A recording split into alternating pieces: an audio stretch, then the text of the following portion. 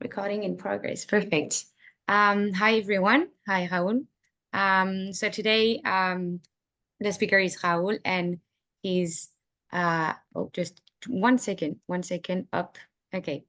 We have the honor to invite you here to talk about the study of dense bidisperse suspension in rheology, again, suspensions.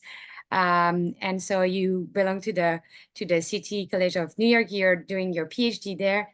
And yeah, you can start to talk a bit about yourself, what you've been doing previously before your PhD, and also what you want to do after your PhD. Do you want to pursue your in the academics or in industry? And yeah, you can go on, and really thank you for being here and talk about your subject.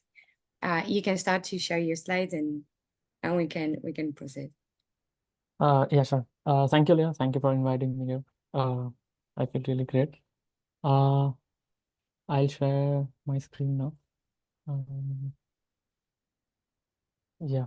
So are you guys able to see my screen? Yeah, perfect. Yeah.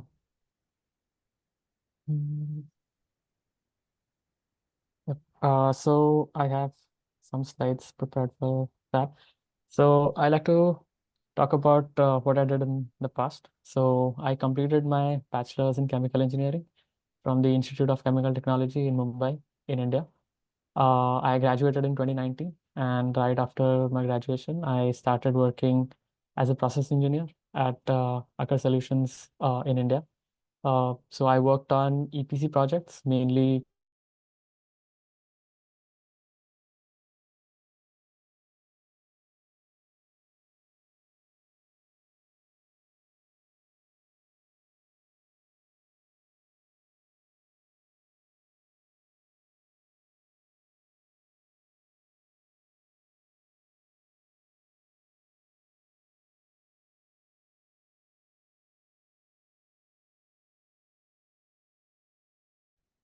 I think, Leah. Yeah, I think we lost Leah. I'm sorry, I had an issue with my camera, and now my internet is a bit unstable. I'm sorry. I'm just going to remove my camera. You can pursue. I'm sorry.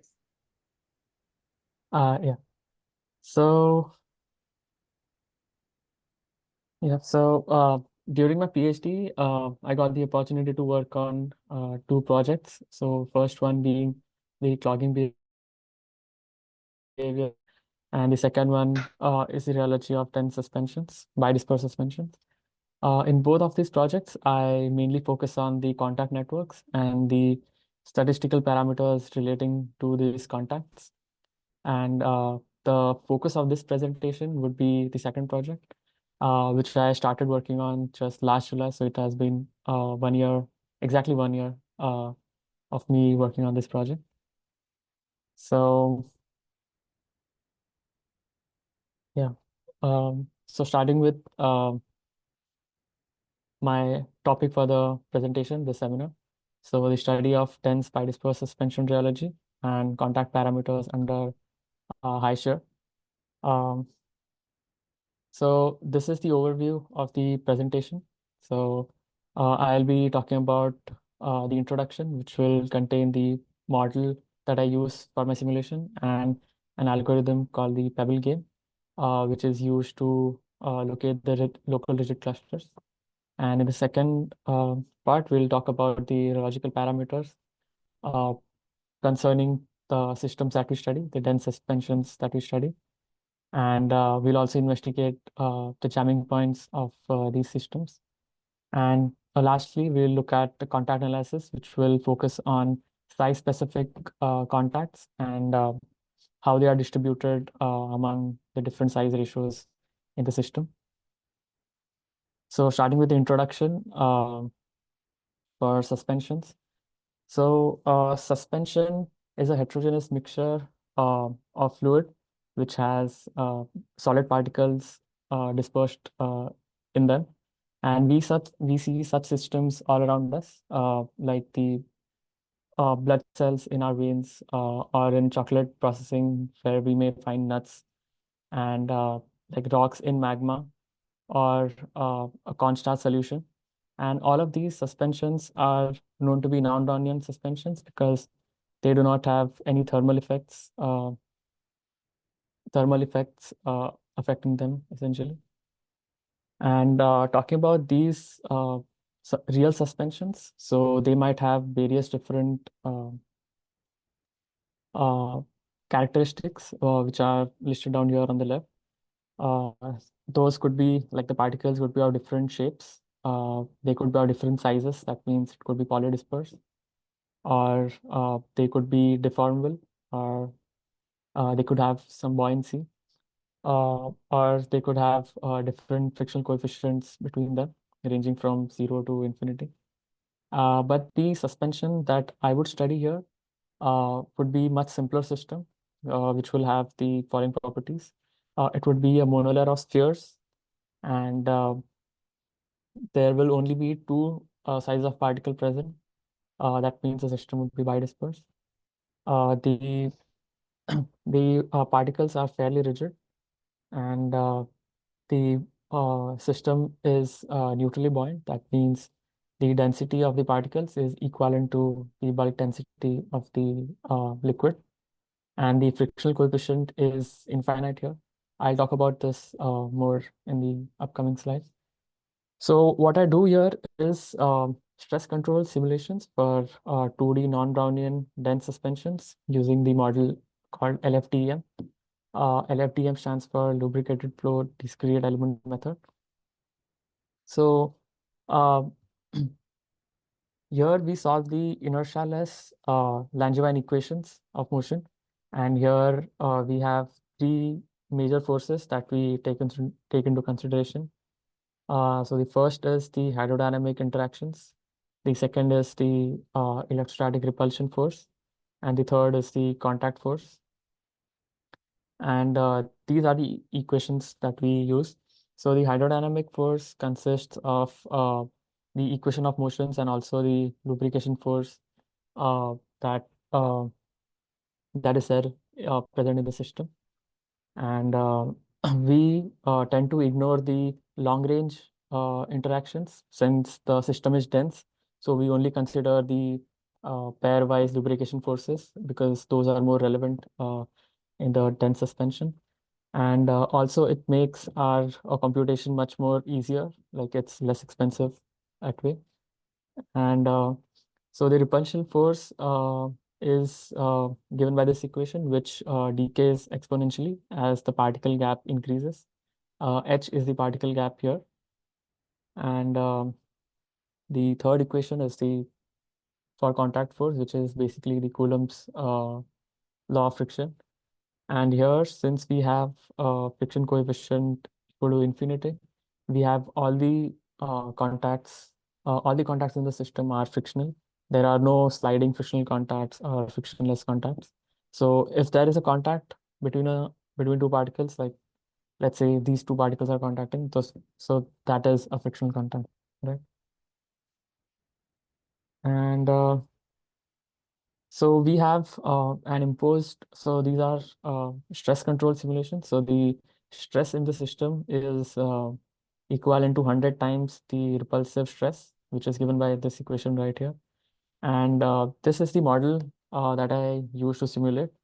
But if we were to put it in simple words, so we have a, let's say, box or control volume, which is sheared by like the top and bottom plate going in the opposite direction in the x direction.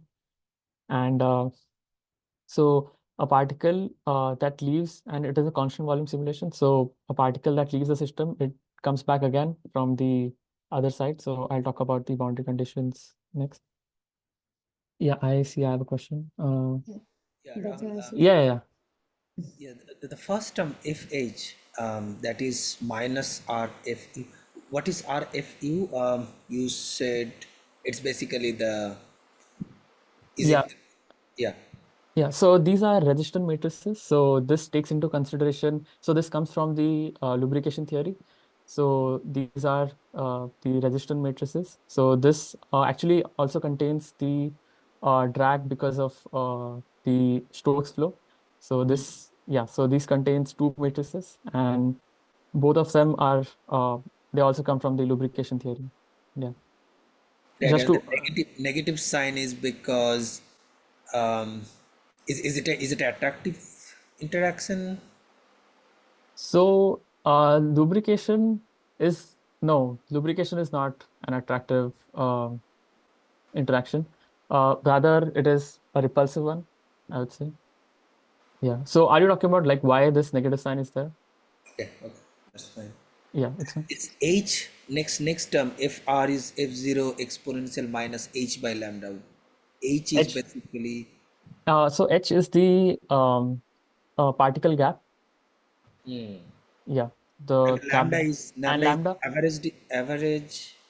Uh, no, actually, lambda here is defined as the Debye length. So it is proportional to the size of the smaller particle. So this is Okay, just to normalize or set the threshold, I would say. okay, got Yeah. got. All right. Yeah. So going forward, so any bidisperse system could be characterized by four parameters, so which are given here. So first being n, that is the system size. So the systems that we study here, like in this presentation, I'll be talking about all the systems which have n equal to 1000. And next we have phi, which is the solid volume fraction, which tells us the fraction of the volume covered by the solid particles in the system. And we consider phi going from 0.7 to 0.75, which is fairly dense. And delta is the size ratio. So this is the radius of the large particle divided by the radius of the small one. And we go from delta equal to 1 to 4, 1 being the monodisperse case. That means all the particles are of the same size. And 4 being highly bidisperse. That means the size ratio is large. Zeta is the ratio of the uh, volume fractions of large and small particles. Zeta is 1 here for all our cases. So that means at in all the cases, we consider that the fraction of large particles is equivalent to that of the smaller ones. And we do replicates of 4 for each case to get a better average for each case. And one more thing I like to add is the stress control algorithm. So the shear rate of the system is calculated by this equation, which is the net stress in the system divided by the net viscosity, the total viscosity. And the particle velocity u is given by this equation right here. And so I just talked about the systems that we study, which are given here. And we run each simulation for a minimum of 20 strain units. So strain units is a measure of how long we run the simulation for. And we choose a lower target strain unit value for much denser systems, since the denser systems tend to have more viscosity. So the flow of the system slows down considerably and it takes longer to achieve the target strain unit. So that's why we have a range of strain units going from 20 to 50. 50, we use it for slightly dilute systems, let's say for 0.7 uh, volume fraction. Sorry. So Rahul, if I Yeah. understand correctly, Yeah, this yeah. 2.7 volume fraction is it very closed packed kind of? Yes, yes. I'll show some movies and then it will get clear. So it is very close back. Yeah. Okay. Yeah. Yeah. Now talking about the boundary conditions. So the system flows in the x direction since the shear is applied in that direction. So and we have Lees-Edward periodic boundary condition in the y direction, which is perpendicular to the velocity of the particles, and periodic in x direction.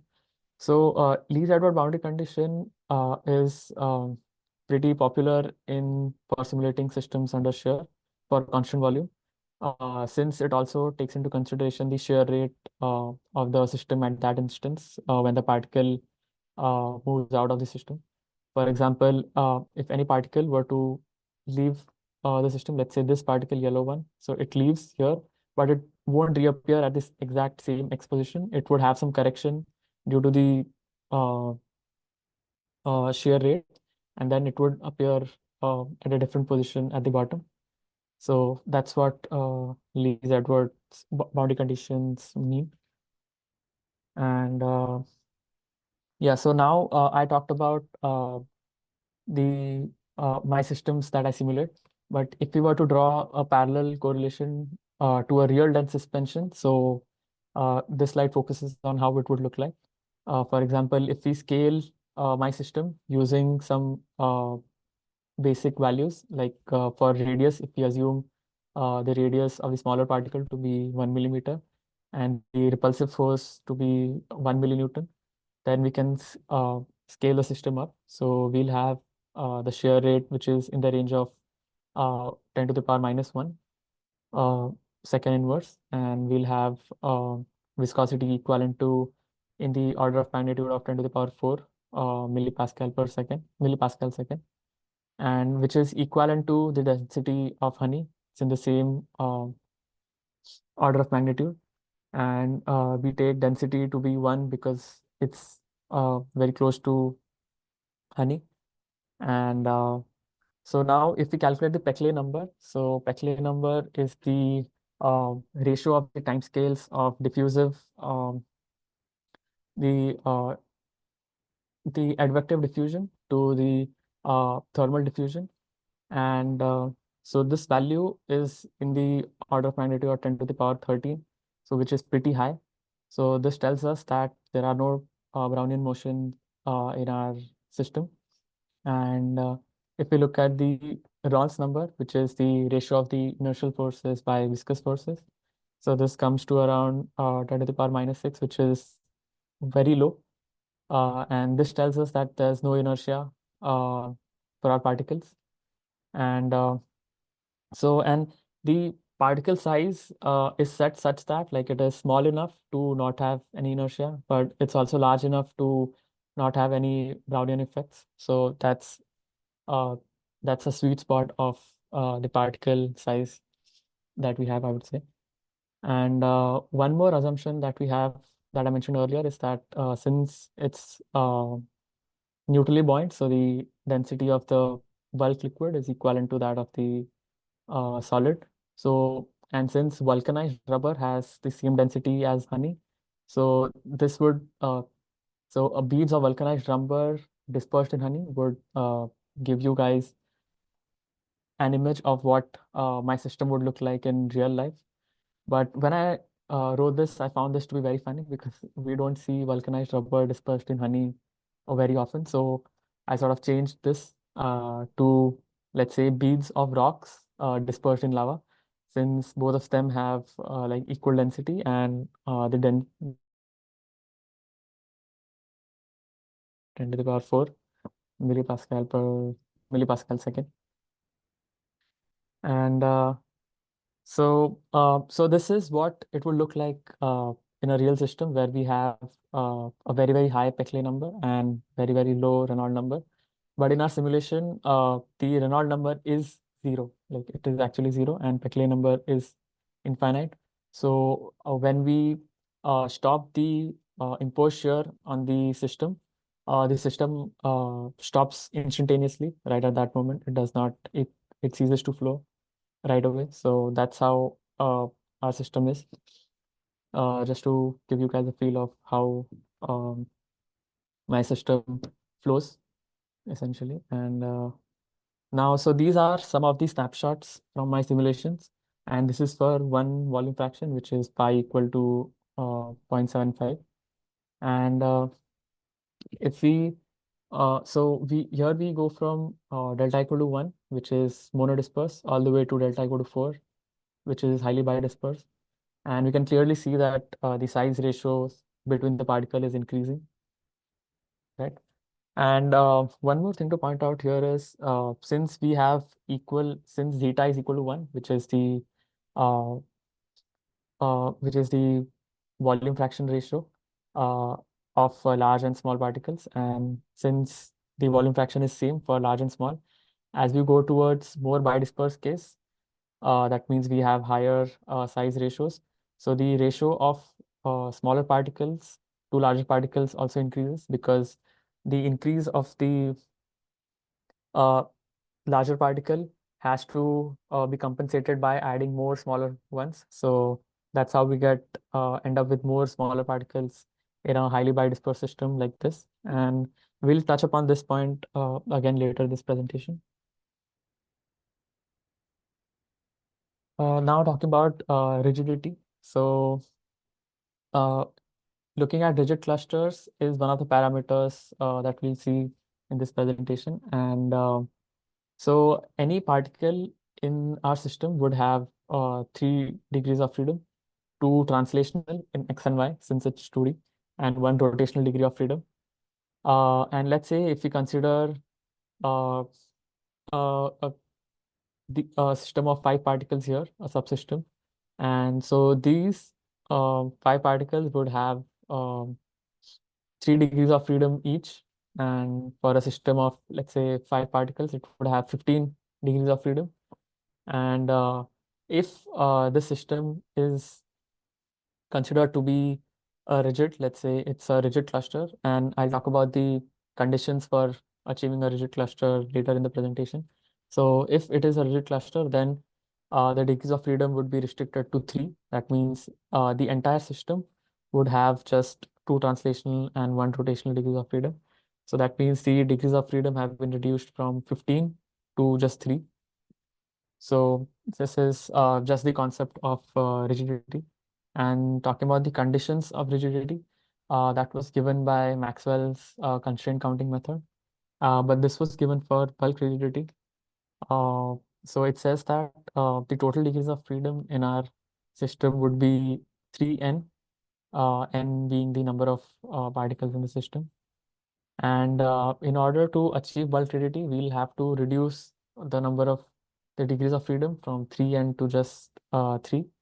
And according to Maxwell's constraint counting method, so the if z is the mean number of contact per particle, and for a system with infinite friction, the condition would be that z should be greater than or equal to 3 to achieve bulk rigidity.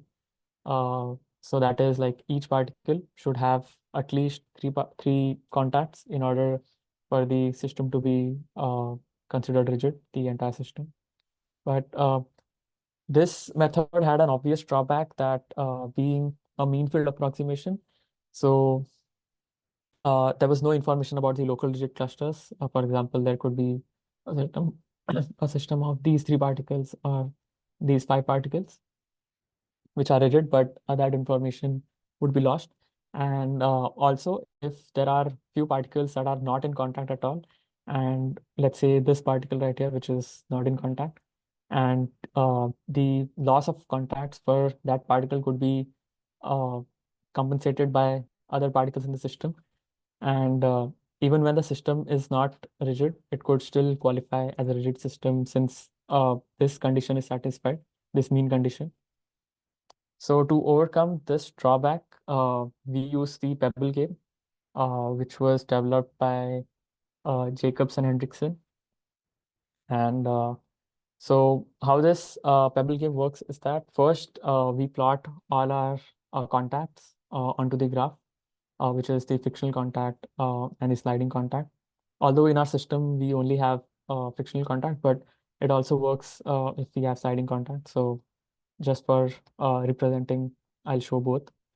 And the next step would be to place pebbles for each particle. So we place 3 pebbles. So these represent the degrees of freedom available for that particle.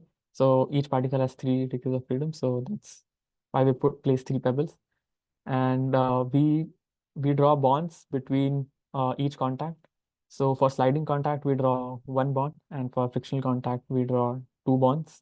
So that is because the number of degrees of freedom that each contact constrains. So sliding contact constrain just 1 degree of freedom, which is in the direction of the contact, the normal direction of the contact. And in the frictional contact, it constrains 2 degrees of freedom, which is the direction of the contact, but also like rotational degrees of freedom. So that's why we have 2 lines for frictional and 1 line for sliding contact. And then what we do is we place each pebble onto the bond and like this. And what we have is like there are some pebbles which are placed on the bonds wherever it's possible. So the blue ones are those pebbles, and we have some redundant bonds like the one shown here in pink. And we have some leftover pebbles in red. So the significance of the leftover pebbles is that it shows the available degrees of freedom for that particle uh, at that moment. So, and then when we decompose it into rigid clusters and floppy bonds, so we get the local rigid cluster. So how do we choose these 4 particles? Is that so the particles in green form the rigid cluster. So we choose this by looking at the red pebbles which are there. So having 3 pebbles means that this system has just 3 degrees of freedom. So which is the required condition to qualify as a rigid cluster.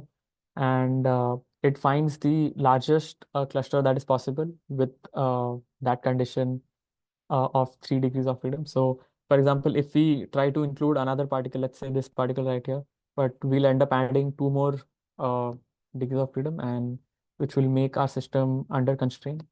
And if we add this particle here, so it will still make our system uh, under constraint, because we'll end up adding 1 more degree of freedom, which is not permissible. So what we have established here is that we are able to find the local rigid clusters out of a uh, bigger graph, let's say. And this is what we use to find the rigid clusters in our simulation. So these are some of the movies. So on the left, you can see a movie for a system, and the particles being highlighted are the rigid clusters at that moment. So you can see if you focus on one such cluster, so it seems to travel as a single particle, like it rotates or it transfers, it travels as a single particle momentarily. And the rigid clusters keep forming and keep breaking. So that's why you see flashes of red here. And the next movie we have here is which contains the force chains which are present in the system. And you can notice that the force chains, they typically travel from the right, top left to the bottom right, which is the compression axis. And yeah, so these are the simulations that I do, and I explained the model and how the system looks like.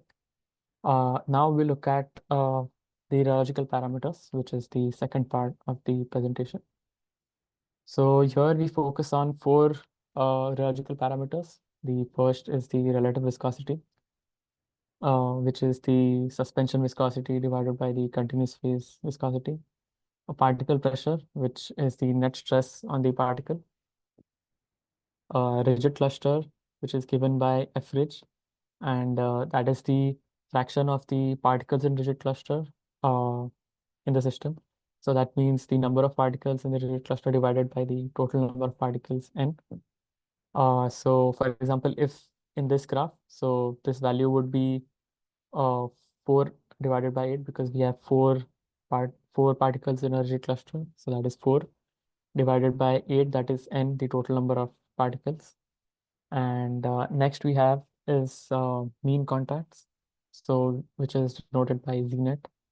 And the total number of frictional contacts, so that is the total number of frictional contacts divided by the number of particles in the frictional contacts, and not the entire system size. Yeah. And these are the results. So if we look at these parameters, so they tend to, as we go towards more bidisperse case, the parameters tend to decrease, they reduce in value. For example, the viscosity decreases as we go to higher size ratios. And one interesting thing that we see here is that the uh, change in values for higher biodisperse cases is not uh, as significant as we see for the lower biodisperse cases. So that could be because that the system at the system with higher biodispersity could be further away from jamming. So it's not at the same jamming state as the other cases. So to investigate that, we look at the maximum jamming fraction that is available for our systems. So we use the Maron-Pierce law, which is given by this equation right here, and which correlates the relative viscosity values that we get from our simulation, and it correlates it to the maximum jamming fraction. And here we have alpha, which is the free parameter. So ideally, it should be 1. If our data correlates well with the Maron-Pierce equation, then it should be 1.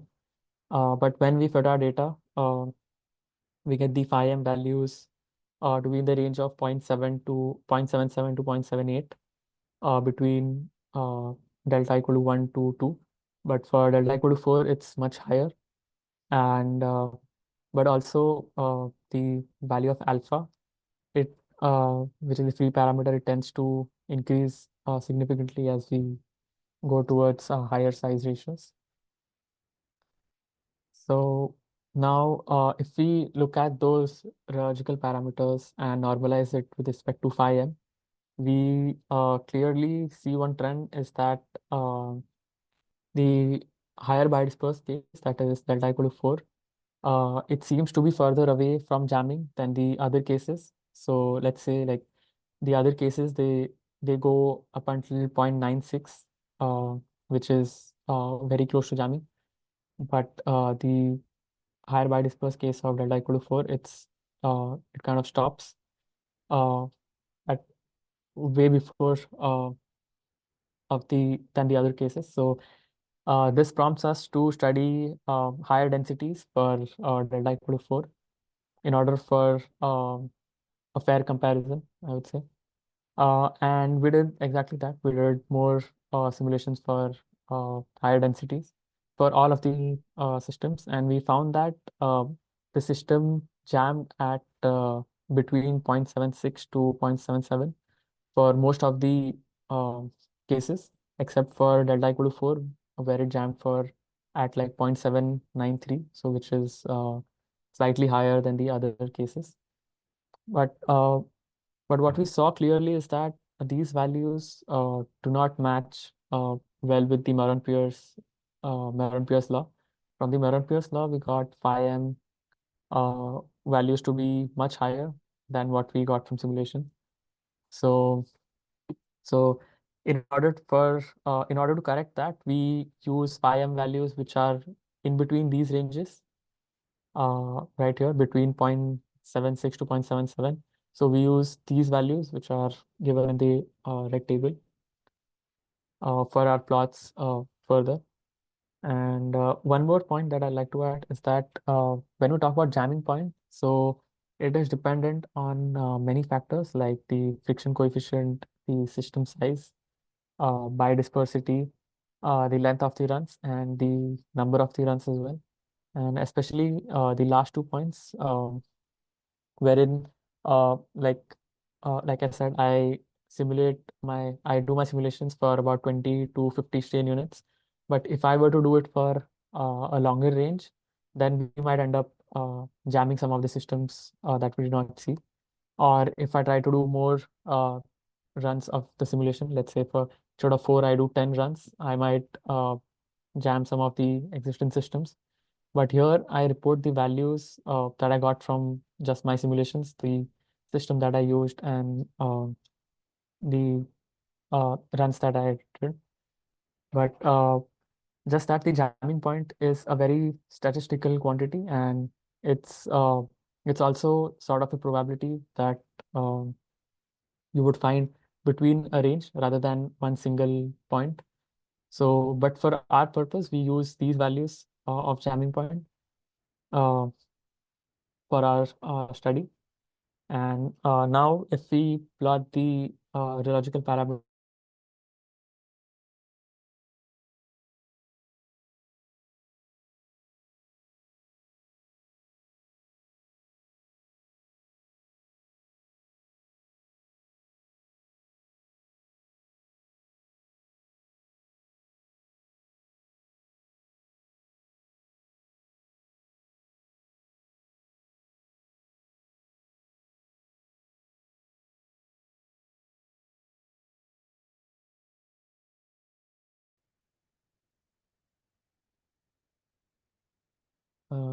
so it brings us to an important conclusion that that the rheological parameters seem to follow a single curve for varying size ratios, and it can be modeled onto a single equation. So that is an important takeaway from these experiments and data points. Now going towards the last part, which is the contact analysis. So here I talk about, yeah, I have a question. Yes. So Rahul, one question before you go to the Yeah. next. Yes. Yes. Normally, we know for spherical spherical structure, the maximum for a single spherical structure, the maximum packing fraction is 74%. Right, that's the Yes. highest packing fraction, and if you Yes. do two different size, you can increase it. So what is the Yes. Yes. maximum packing fraction you can have theoretically if you mix two different size? I think that will be around 80.8 or something. If so theoretically, if you were to pack and there was no flow, like if there was no flow, it will be around it would depend, of course, on the delta values, but Right, right. let's say for Also the ratio of the radius.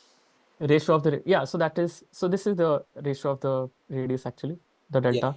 delta. So it will be around, yeah, 0.8, definitely higher than this. So since we are able to go up to 0.77, so we might be able to go up to 0.78 or 79 probably. Probably 7.8 sounds reasonable, yeah. So the third table, does it This go one? beyond the like theoretical limit, like? Yeah, actually, this is an interesting point to test. So At least for so 4. at least for 4, uh, so since for 4, it is definitely higher than 0.78. For 4, I would say it might go up to 0.81 or 82. And this could be slightly higher than that. I am not sure because I did not do that analysis. But yeah, that is an interesting point to think about. Yeah, and Yeah. another question is, the more you pack it and you have a jamming point, Yeah. which is similar to your simulations. So at the jamming point, you expect the kind of emergence of bulk rigidity, Yes. Yes. and do you see that in the simulation as well? Yeah. So I see that in the viscosity values. So there are points where the viscosity jumps to like very, very high values. And the thing is that if you look at the movies that I showed, so the rigid clusters, they tend to form and then break instantaneously. So there comes a point in some of the simulations, especially at higher densities, that like there are long or much larger rigid clusters that form, and which takes the viscosity to a very high value, but then it instantaneously breaks as well. So then the system starts flowing again.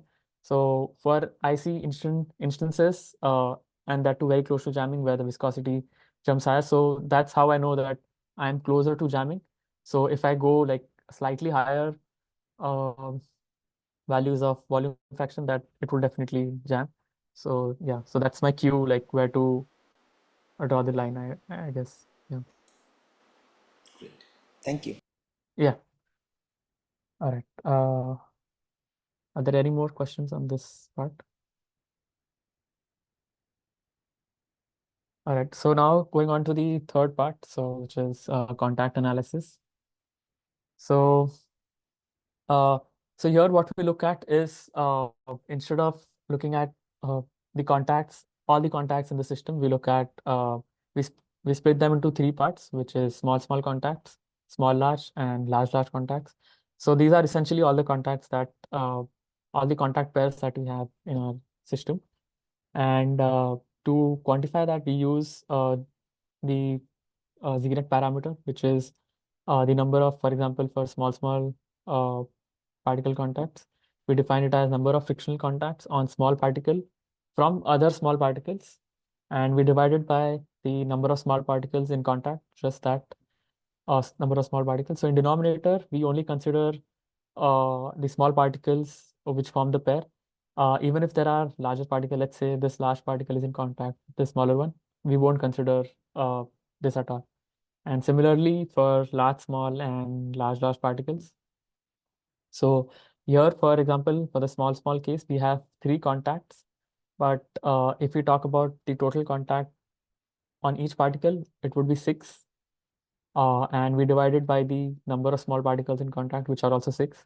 So the Z-net value will be 1 here. So this is just an example.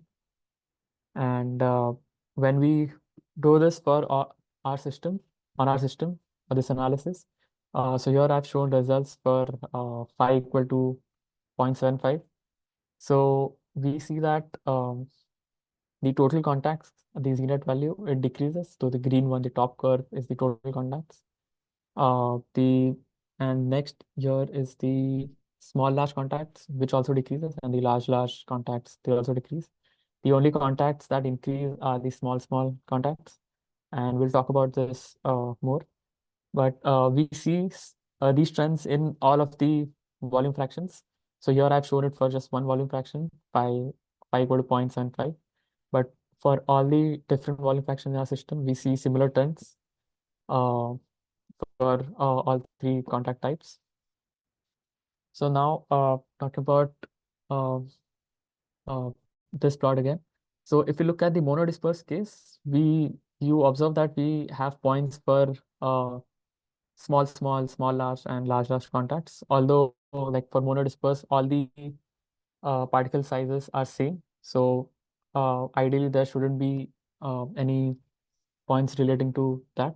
But what we do here is that we have a system of, let's say, monodisperse particles like here, and we paint randomly half of the particles as large and the other as small. So let's say the darker one here, the painted one here are the larger ones. So we do that to get a continuous curve.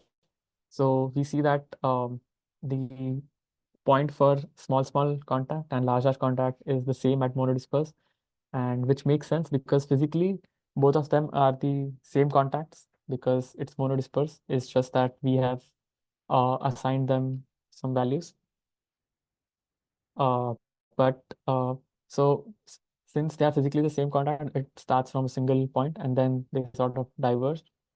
And another interesting thing that we see here is that these small contacts tend to increase, although the viscosity is decreasing as we go towards higher size ratios, that is delta.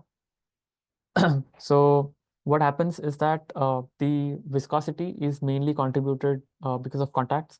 So we would expect a trend since all the contacts seem to decrease, all the different contacts except for small ones.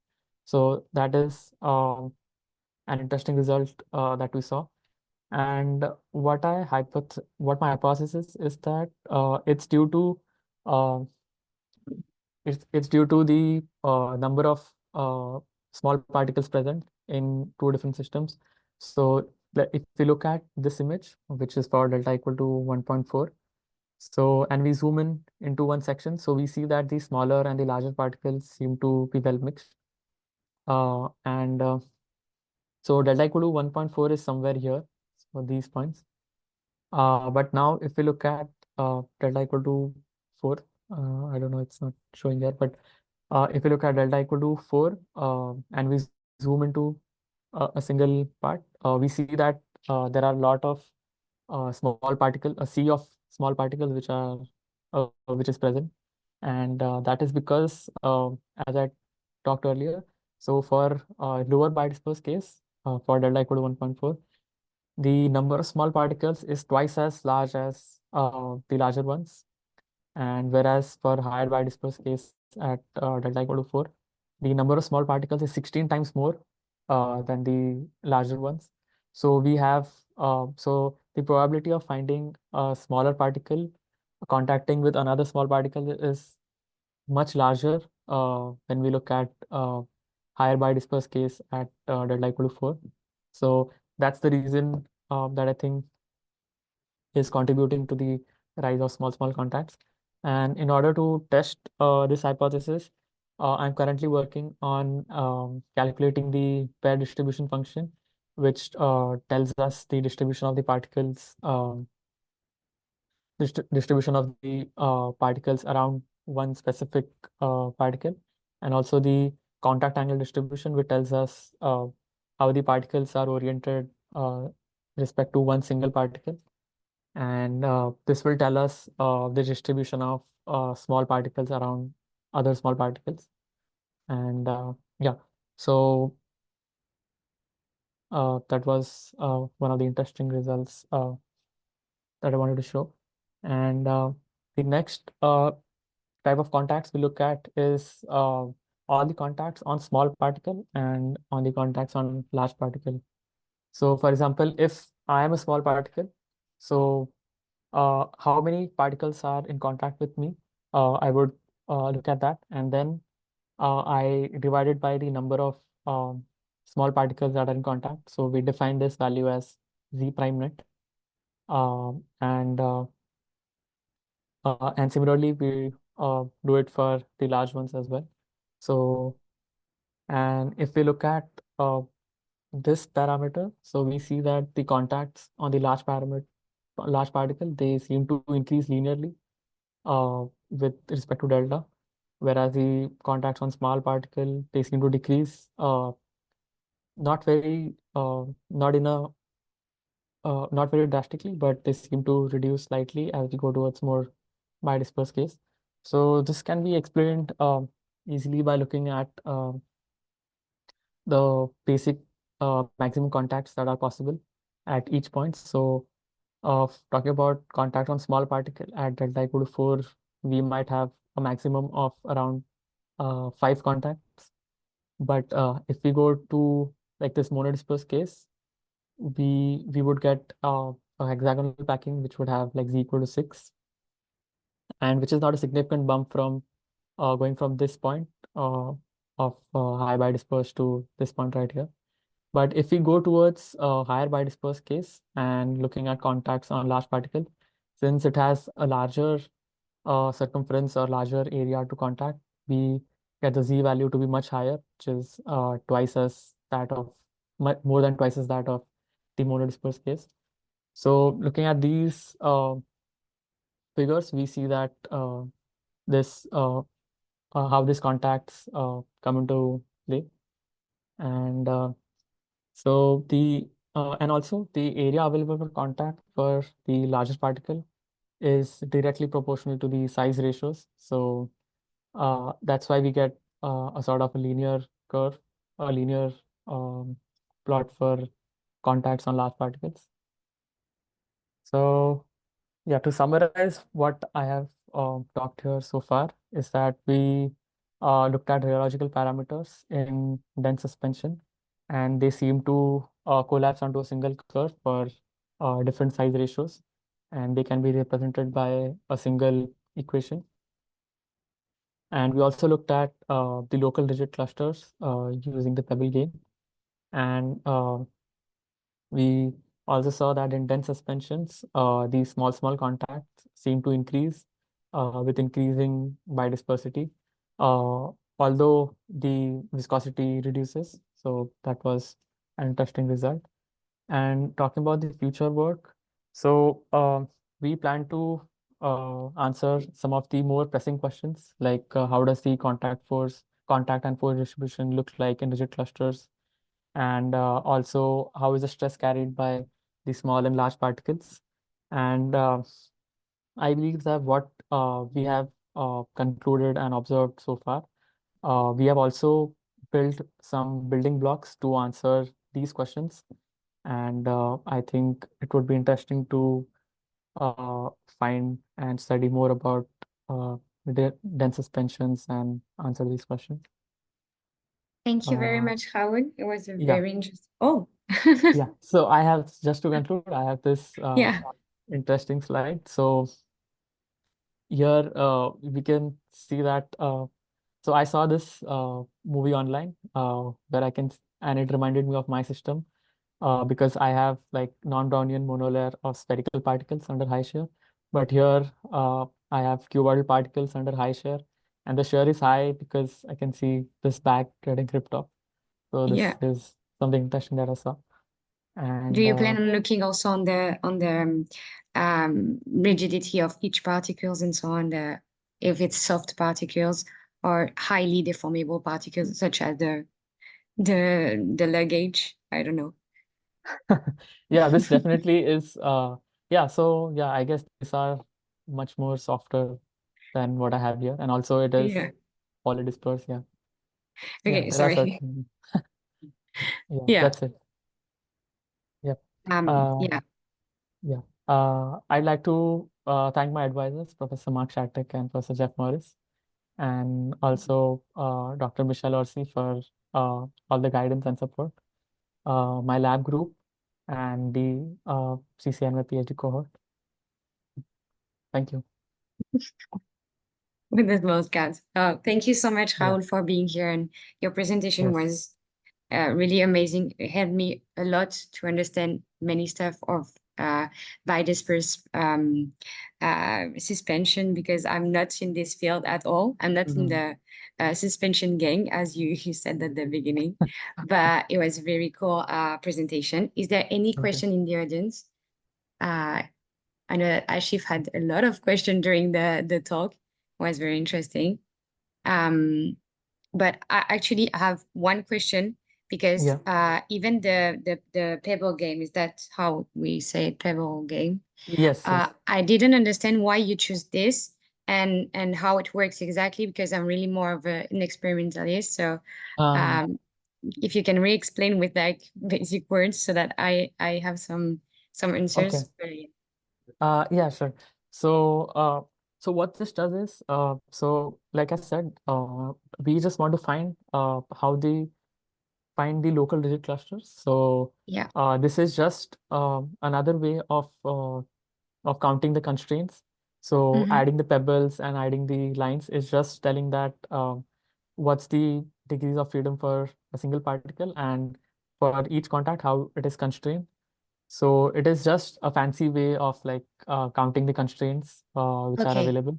And we just look at the condition where right at the moment where we get a satisfactory condition, which is degrees of freedom available are equal to 3. We consider that to be rigid. That's it. So this is just a fancier Okay. way of constraint counting. Constraint counting. That's yeah. And you said also the limits of that, like the maximum of Yeah. yeah, of contacts and yeah. Yes. Yes.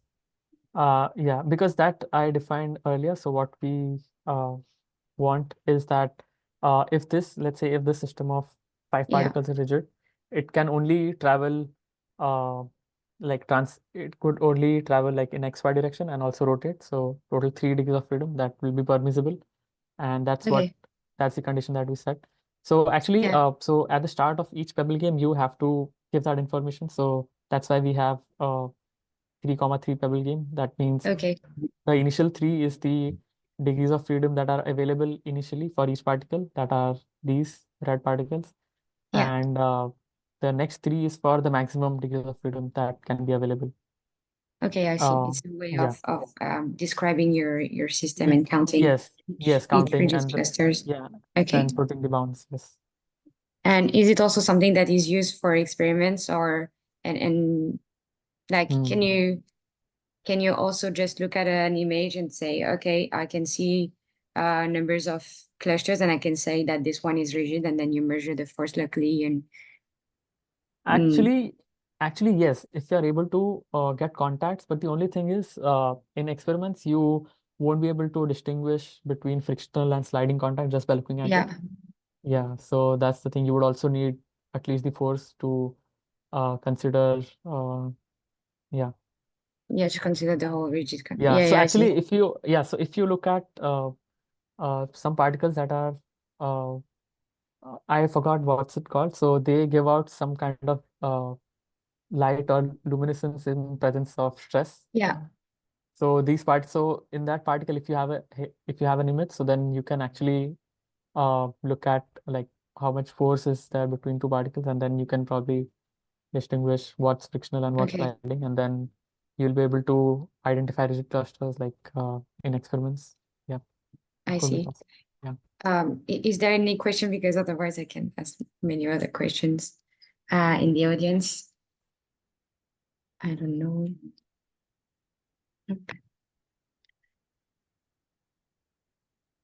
Um, Ashif, do you have any more questions? Maybe Ashif has already asked many questions. No, okay, you can Okay. go. No, except for Rahul. Yeah. If we just add like a third size, like medium sized Yeah. spherical particle, like what do you expect to happen? Yeah, so actually, I'm planning to do that soon because I know that like going from delta equal to 2 to 4 is a significant jump. And so sort of like getting values for delta equal to 3 uh, would be uh, would be essential, I would say. And what I expect is that I would definitely expect it to uh, let's say yeah, at this curve. So definitely expect it to follow more yeah, to fall onto the curves which are close to like the lower side of the biodispersity, let's say delta equal to 0.8, 0.2, rather than going towards 4, because I think the jump from 3 to 4 would also be significant, but looking at 3 would sort of answer that question. So I'm actually looking into 3. It takes a long time to like do all the simulations for all the systems and stuff. So I'm in process of looking at a biodispersity in between, like delta equal to 3. Yeah. Yeah. Yeah.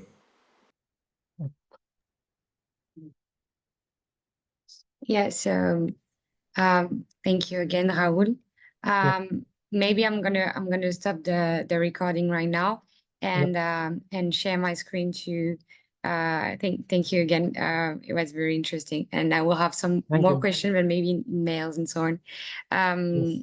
So I'm gonna share one Yeah. thing before Yes. stopping the recording.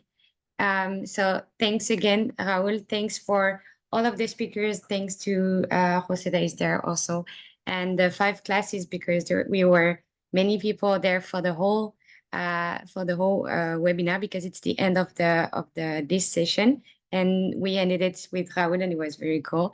I hope to see you in fall, and yeah. Thanks again, and just gonna stop the recording. Thank you. It was very interesting. Like really, I mean it. I stopped the recording, but I love how you explain stuff and loved it. Thank you. Thanks Thank you, again. Leah. What Thank you. in which year are you? Because it stopped my internet went off at the beginning, and I was not able to Yeah. follow your. I was like, what are you doing? So in which year are you? You're at the end of your PhD or No, I'm third year PhD. So I'll go to my fourth year now. Yeah. So 4th in year? US in US it's 5 years 5 for years. PhD. Yeah. Yeah. Okay. Well, and yeah, I've heard that the 2 first years, it's not really your PhD, it's like Uh, projects and yeah, it's coursework. We also have like yeah. coursework for the initial 2 years. Yeah. But That's is right. it really related to what you're doing right now or not at all? So it depends. Like, so there are a few electives which we can choose, which could be pretty close to what we do. But generally, so I'm in the chemical engineering department, so I have Yeah. some chemical engineering credits that I have to take. So yeah, so they may not like be very related to what I work, but yeah, those are the courses that I have to take. Okay. Oh, pretty cool. And after that, you want to pursue in academia or? So as of now, I'm thinking of going into industry. Yeah. Yeah, after my Okay. PhD. Yeah. Well, that I understand for many people is the case. So yeah. Okay. Well, I don't know if you all want to stay here and chat a bit. Because I know that Michelle is not there, but it's gonna stay open, but I need to go. Because it's a bit late here in France. Yeah. So I'm gonna leave you. Thanks again, Raoul. Thanks everyone for being here. Hopes to Yes. see you. And also I think I'm gonna put some stuff on LinkedIn and by email also to ask you if you have some recommendation about new speakers, people that you know, or directly forward that to people that wants to talk in this webinar. So yeah, thanks a lot, everyone. I'm gonna leave, but you can stay, I think, here to chat a bit. Yeah, Sure. thanks a lot. Bye, everyone. Thank you, Leah. Thank you. Bye. Thank you.